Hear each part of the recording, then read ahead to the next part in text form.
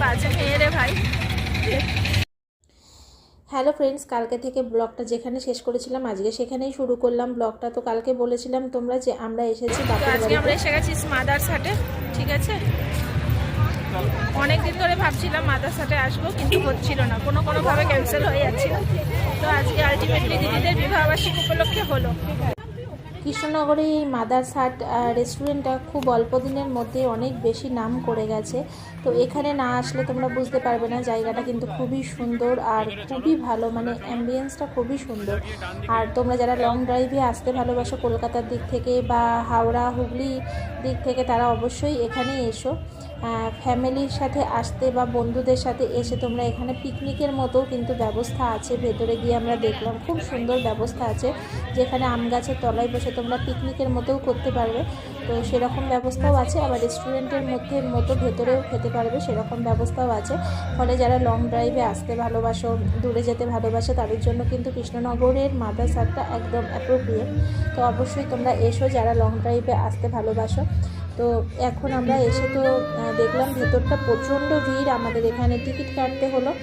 তো টিকিটটা এই কারণেই কাটতে হয় যে মানে কতজন থাকে সেই অনুযায়ী কিন্তু টেবিল খালি হলে ওরা ডাক দিচ্ছে, এরকম আর কি। আর যেহেতু স্পেশালি আজকে 26শে জানুয়ারি, তো সেই উপলক্ষে আজকে মারাত্মক ভিড়।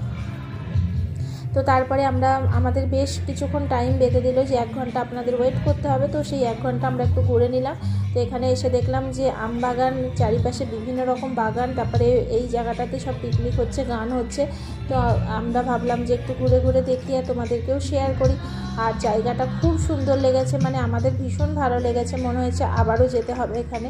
আর আজকে একটু বেশি পরিমাণে ভিড় ছিল, যেটা কিন্তু অতটা ভালো লাগছিল না। একটু হালকা ভিড় হলে নিজেদের মধ্যে এনজয় করা যায় ব্যাপারটা, কিন্তু তবুও মানে ভালোই লাগছিল। আর এখানে অনেক জায়গা, মানে 1,500 মানুষ একসাথে বসে পিকনিক করো বা খাওয়া দাওয়া করো করতে পারবে আর কি, এরকমই ব্যবস্থা আছে। তো চলো একটু তোমাদের ঘুরিয়ে ঘুরিয়ে দেখাই, আশা করছি তোমাদের খুব ভালো লাগবে।